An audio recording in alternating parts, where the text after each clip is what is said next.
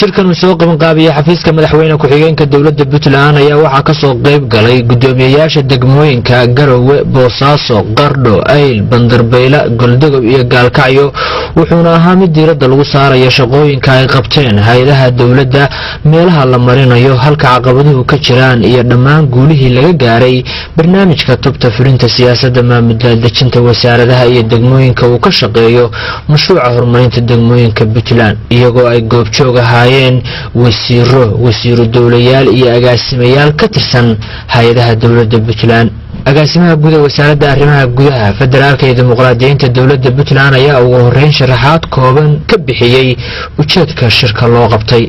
waxay ujeedadoodu ahayd in awoodaha dowladaha hoose lagu wareejiyo shaqooyinka si loo fuliyo adeegyada ku cad sharciga loo lambasaban iyo dastuurka dowladda Puntland isagoo qeexayo shaqooyinka la rabo inay qabtaan dowladaha hoose iyagoo fulinayo adeegyada bulshada ay u baahnaayeen kuwaasoo lagu wareejinayo ama la siinayo lagana soo wareejinayo hay'adaha dowladda.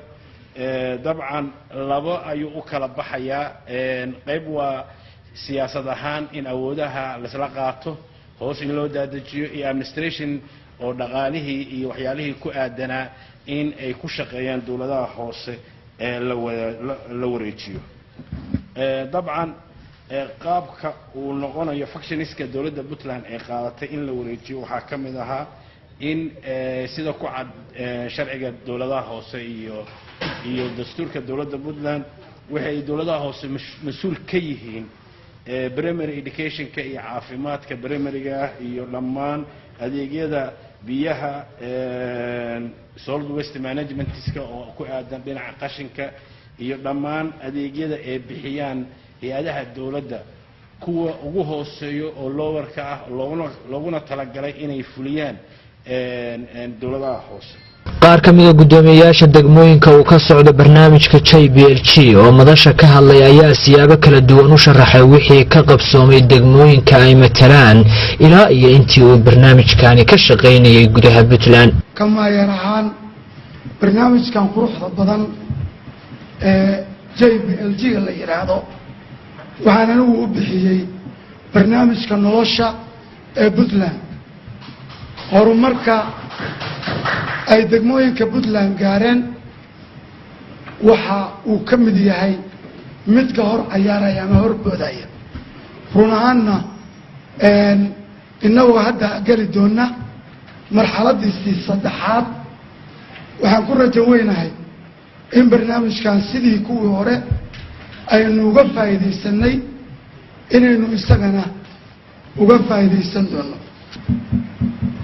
tan iyo 2014 dowladda Puntland markii ay qorshaysay in ay hirgeliso hanaanka maamul daadejinta wasaaradaha hay'adaha kala duwan ee dowladda Puntland waxa ay dadaal dheer u galeen sidii ay awood qayb ahaan ugu wareejin lahaayeen dowladaha hoose. runtii caqabadaha na way jiraan horumaraduna way jiraan waqtiga la taabtay 2014 laga bilaabo ilaa hadda wax badan baa inoo qabsoomay.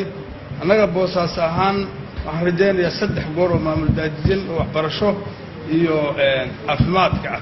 wasiiro dowlayaasha wasaaradaha qorsheynta arrimaha gudaha maaliyadda iyo agaasimaha wasaaradda waxbarashada waxay sheegeen inay muhiim tahay in la isla eego wixii caqabad ah ee hortaagan horsocodka barnaamijka maamul daadejinta degmooyinka Puntland. aad baan ugu faraxsanahay shirkan forumka ah JPLG-ga barnaamijka horumarinta local government-ga ama dowladaha hoose.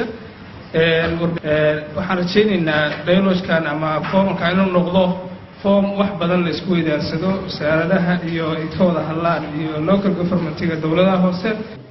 maamul daadejinta wasaaradaha iyo degmooyinka waxaana laga filayaa dood wanaag inaanu dood wanaagsan isweydaarsanno ayaa laga filayaa. guulaha runtii la gaarayo baahinta sidoo kale caqabadaha hor yimid intii lagu jiray maamul daadejinta ayaa loo baahan yahay in shirkan lagaga faa'iidaysto. JLB wuxuu ka mid yahay mashaariicda muhiim u ah Puntland wuxuuna ku saleysan yahay qorshaha horumarinta Puntland. wuxuu muhiimad gaar u siiyay in la dhiso awood degmo Puntland iyadoo shaqooyinka adeega bixinta loo adeegsado degmooyinka Puntland. halkan waxaan u nimay inaynu wada hadallo sidee uga gudbi karaa inaynu u fulino adeega bulshada aynu u hayno oo dhammaanteen aynu idmannahay qofna gooni uma leh adeega bulshada ayaa loo fulinayaa iyagaa u baahan in la siiyo la gaarsiiyo sidee u gaarsiinaynaa inagoo dhammi waxay u baahan tahay inaynu ka wada hadalno.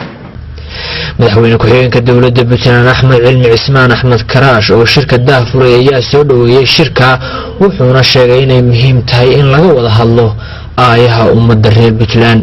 aynu isugu nimi oo maanta laga wada hadlayo wixii inoo qabsoomay siyaasadda fulinta maamul daadejinta wixii inoo qabsoomay aynu maanta isugu nimi waxaan u mahad celinayaa golayaasha dawladda ee kulankan ka soo qayb galay waxaana ka codsanayaa inay waqtigooda geliyaan sidii looga midho dhalin lahaa kulankan aan aad muhiimka u ah. waxaa kaloo yana aan u mahad celinayaa deeq-bixiyaasha ay ka mid yihiin UNGPLG iyo hay-adaha ku bahoobay. aad iyo aad baad umahadsantahay. waxaan rajaynayaa inaynu guddi noqonno wasiirro wanaagsan oo wasaaradda qorshaynta wasaaradda arrimaha gudaha wasaaradda waxbarashada waxaanu la iman doonaa wax wanaagsan rajaynayo. Jacfar Macalin Maxamed Puntland TV Garow.